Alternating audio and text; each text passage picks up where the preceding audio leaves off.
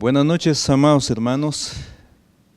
Es un privilegio grande poder saludarlos de parte de Eclesía, el grupo de pastores unidos para la proclamación del Evangelio desde San Juan Zacatepeques. Es un privilegio poder saludarlos y desearles que la hayan pasado bien todo este día y al entrar en esta noche pues también podamos estar bien. Antes de iniciar nuestro estudio en esta hora, queremos orar con ustedes. Acompáñenme a poder orar esta hora. Padre, una vez más acá en este lugar para poder seguir el estudio de tu palabra, juntamente con aquellos hermanos que se interesan por aprender más de tu palabra y sobre los textos que leeremos en su momento, Señor, y que podamos aprender mucho más de ella. Gracias, bendito Padre, por la vida que tú nos das y cuidarnos, porque el hecho, Señor, de que aún estemos vivos en esta hora es porque es tu misericordia, Señor, y tu gracia y tu bondad sobre cada uno de nosotros. Le damos muchas gracias por todo. Oramos en el nombre de Cristo Jesús. Amén. Bueno, ya seguimos aún en el penúltimo versículo del capítulo 1 de Hebreos, el versículo 13, que aún no lo hemos terminado, ya tal vez sobre 4 estudios, y no hemos podido terminarlo. Yo creo que hoy podamos terminar esta lección, o faltará algo más que poder agregar a esto. Sobre todo, se recuerdan ustedes el versículo 13 del capítulo 1, dice: ¿qué? ¿A cuál de los ángeles dijo Dios jamás: siéntate a mi diestra, hasta que ponga a tus enemigos por estrado de tus pies? Entonces, al seguir con el versículo 13 del capítulo 1, recuerden que el capítulo 1 trae 14 versículos, pero ya este versículo 13 nos ha llevado muchos jueves, y todo por la palabra siéntate a mi diestra. Eso ha sido el tema que hemos desarrollado. Hemos visto el asentamiento del Señor Jesús al trono de la gracia, o donde tomó posesión, por supuesto. Vimos también que las Escrituras comparten altísimamente la dignidad de nuestro Señor Jesucristo.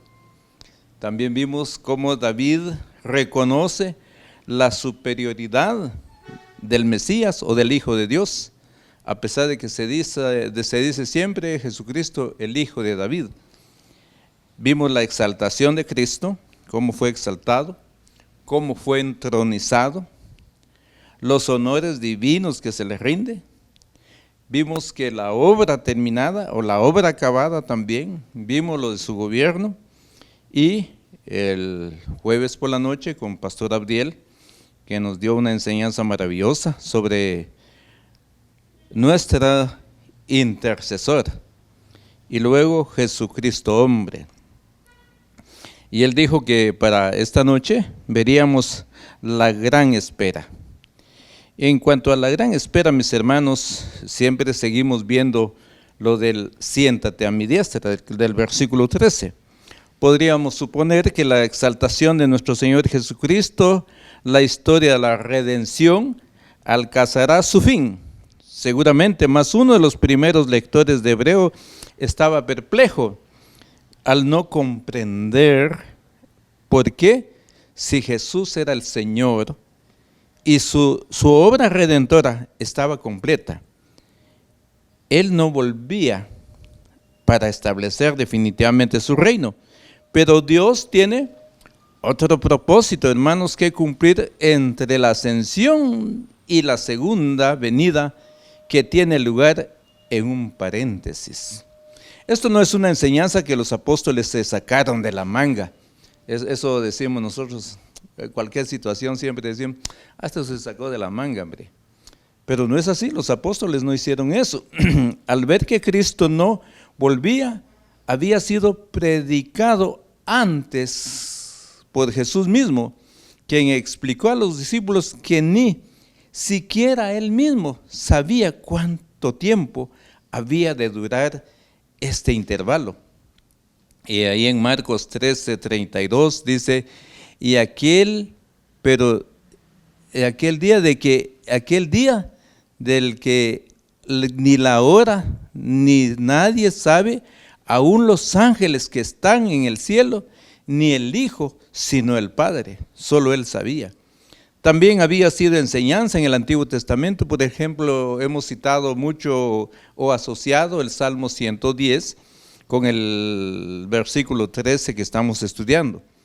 Cuando el Padre dice a Cristo que se sienta a su diestra hasta que ponga a tus enemigos por estrado de tus pies, indica claramente que habrá una espera entre momentos de ascensión y el establecimiento público y final del reino de Cristo, para que éste venga y los enemigos podrán ser fielmente y juzgados, o como dice nuestro texto, ha de ser puesto por estrado de sus pies. Seguramente la referencia aquí es la siguiente costumbre de la antigüedad. Cuando un rey ganaba una gran victoria sobre sus enemigos, organizaba una procesión triunfal en la que los vecinos sufrían humillación, por supuesto, de ser expuesto en cadena ante la población. Luego el rey se sentaba en su trono en un lugar público, ponía sus pies sobre el cuello de los enemigos más notables. Al hacerlo así, el estrado de sus pies demostraba ante la multitud que su victoria había sido absoluta y final, salvando las obvias diferencias en el caso de Cristo. Esto es el origen de la frase. Esta segunda parte de la cita del Salmo 110 tiene una gran implicación.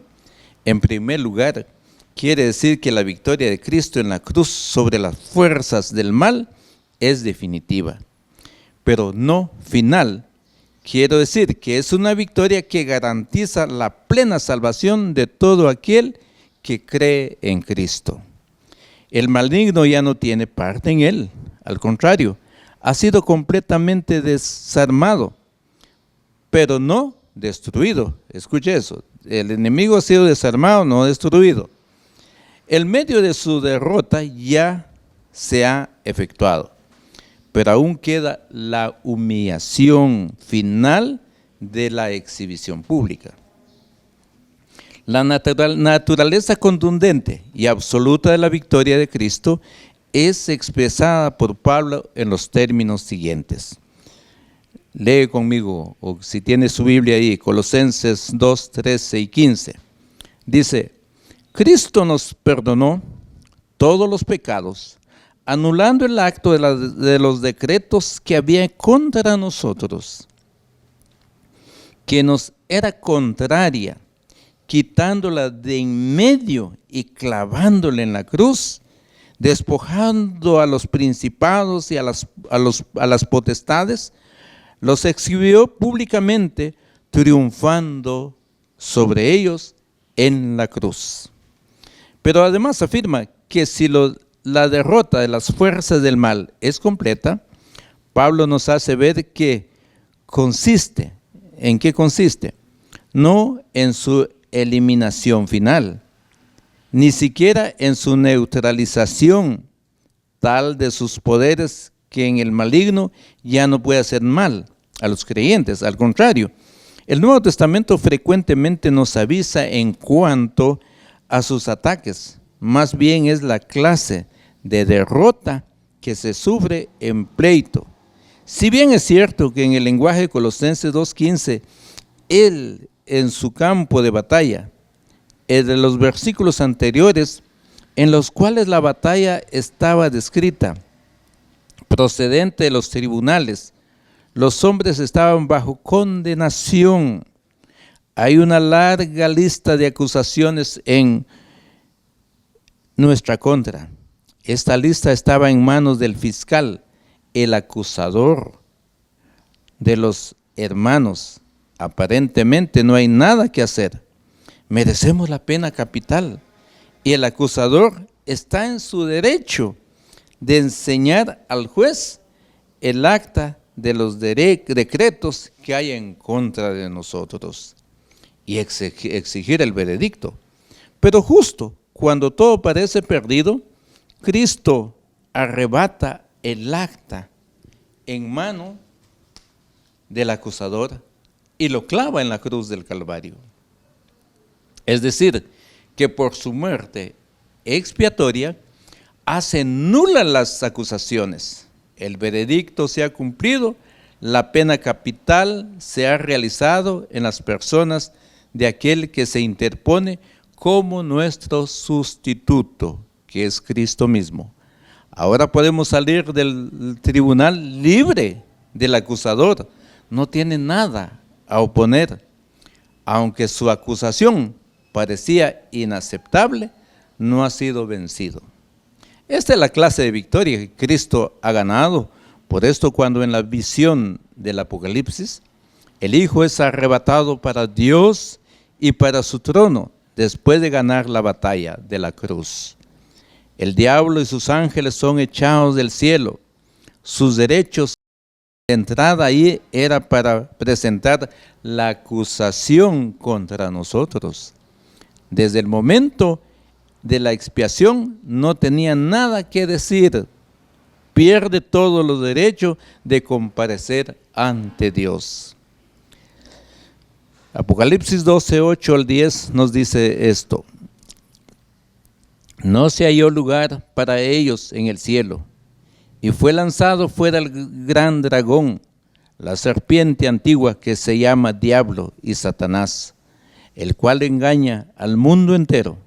Fue arrojado a las tierras, y sus ángeles fueron arrojados con él. Entonces oí una gran voz en el cielo que decía: ahora ha venido la salvación, el poder y el reino de nuestro Dios y la autoridad de su Cristo, porque ha sido lanzado fuera el acusador de nuestros hermanos, al que los acusaba delante de nuestro Dios. Escuche eso, y lo hacía de día y de noche. O sea, no hay momento en que el enemigo nos acusaba delante de Dios, pero fueron echados. Esa como acusador, que el maligno ha sido definitivamente derrotado, a plena justificación para todo aquel que cree en Cristo, en su obra redentora en la cruz. El diablo no lo puede impedir en cuanto a la salvación libre, completa. Para los que creen en Cristo, Él es impotente. Pero no es impotente para otras áreas. Veamos.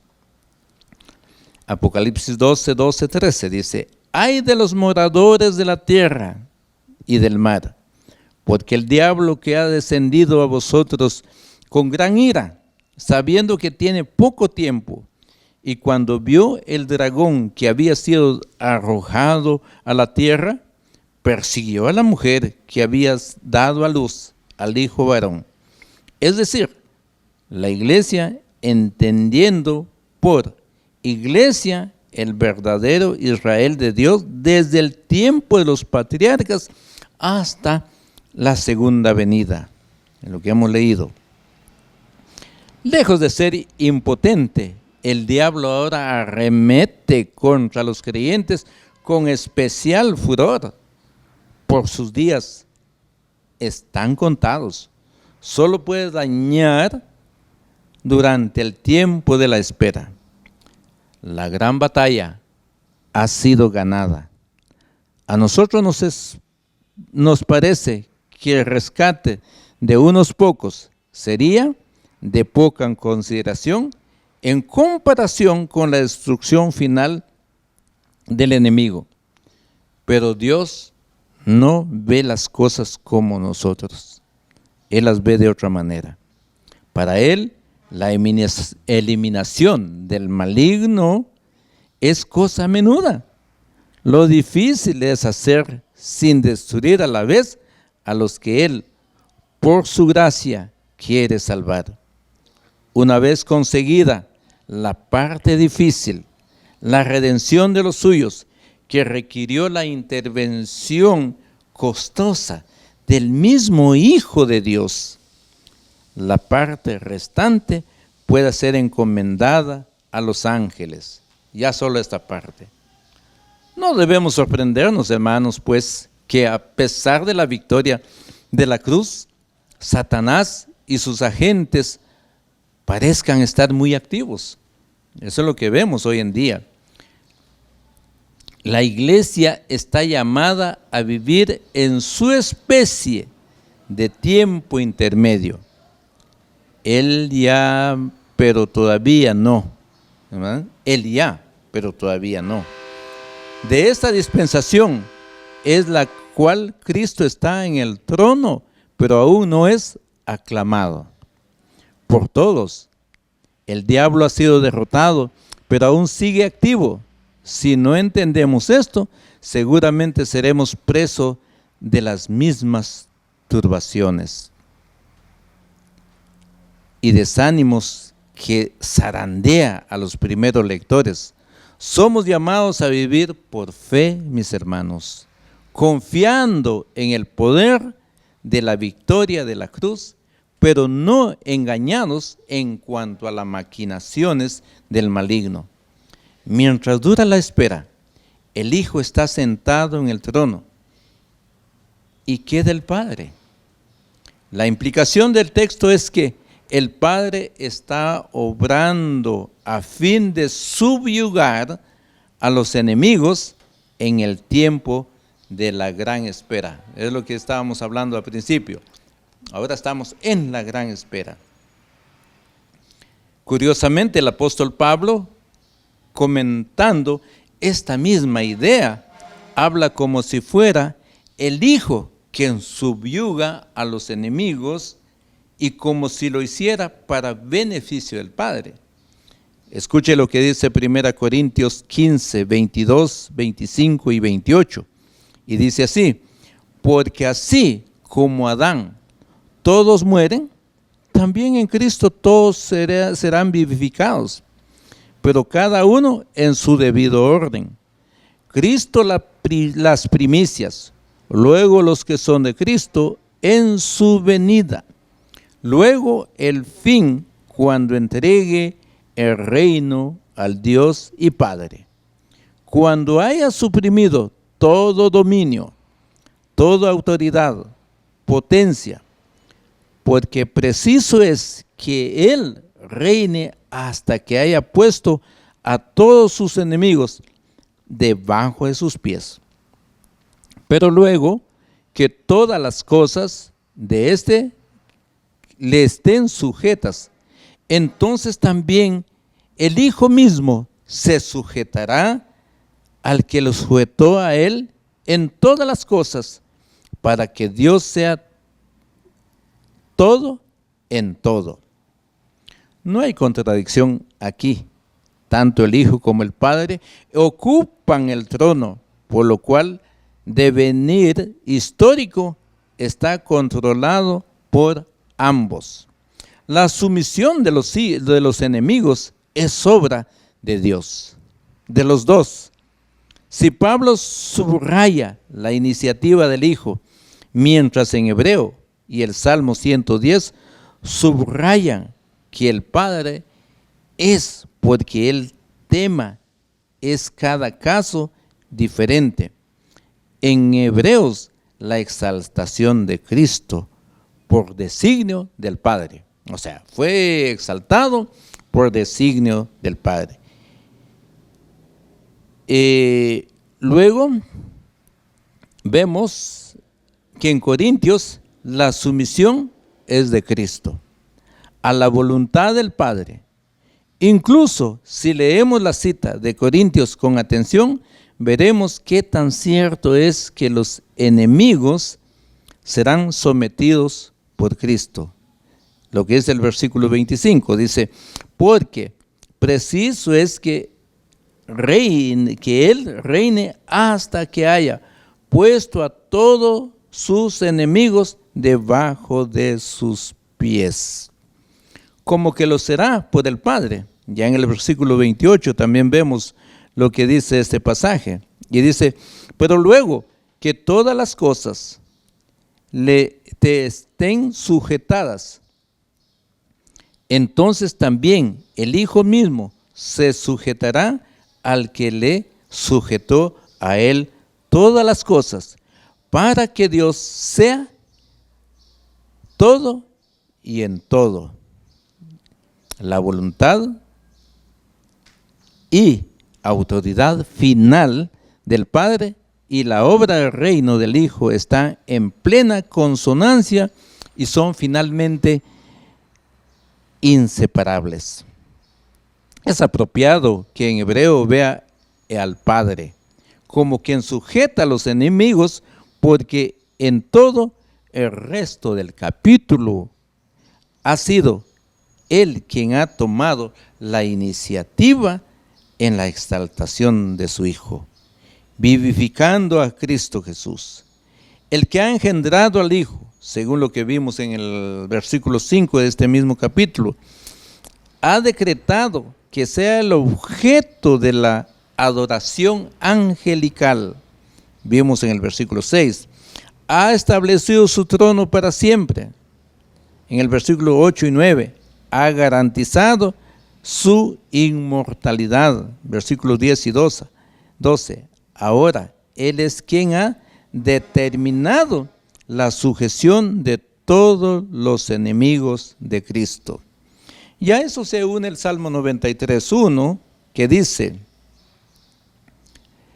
Jehová reina, se vistió de majestad, se ha vestido Jehová de poder, se ha ceñido de fuerza. No dice que Jehová reina cuando todavía va bien. No, cuando todo va bien, entonces Jehová reina. No, Dios reina siempre sobre tormenta y silencio, sobre preguntas y certezas.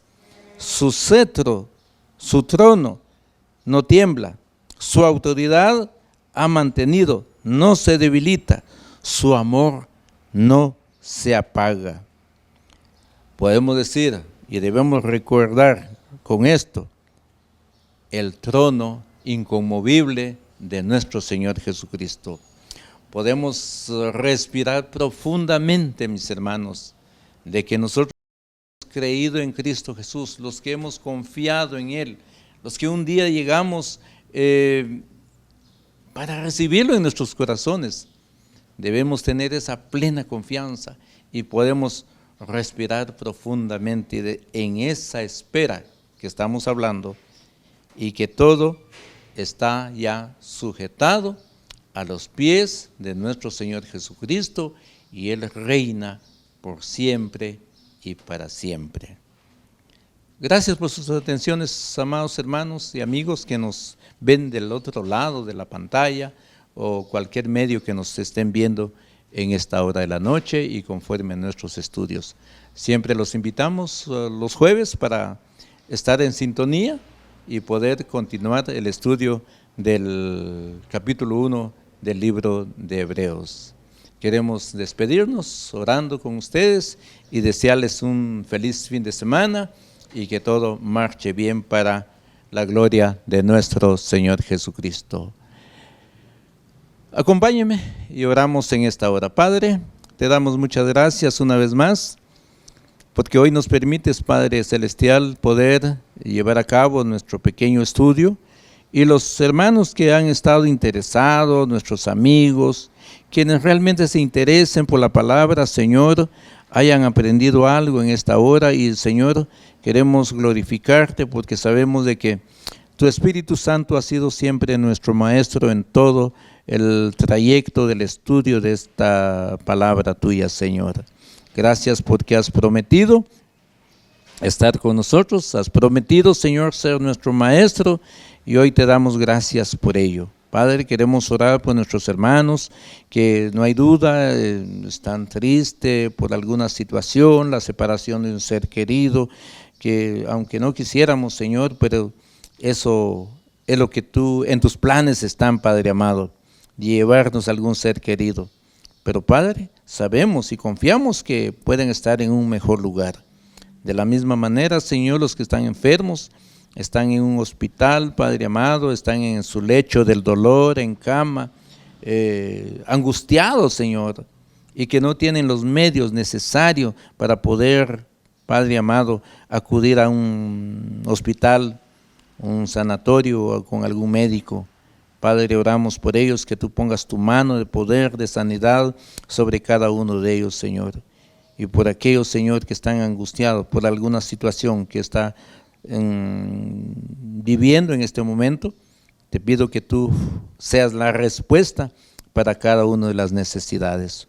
Oramos por los jóvenes que están siempre detrás de las cámaras, haciendo lo posible estas grabaciones, Señor. Oramos por las familias de ellos también, que tú los guardes y los cuides, Padre amado. Nosotros oramos, Señor, con gratitud. En el nombre de tu Hijo amado Jesucristo oramos. Amén y amén. Mis queridos hermanos, tengan una feliz noche, que puedan descansar en las manos de nuestro Señor. Y hasta luego.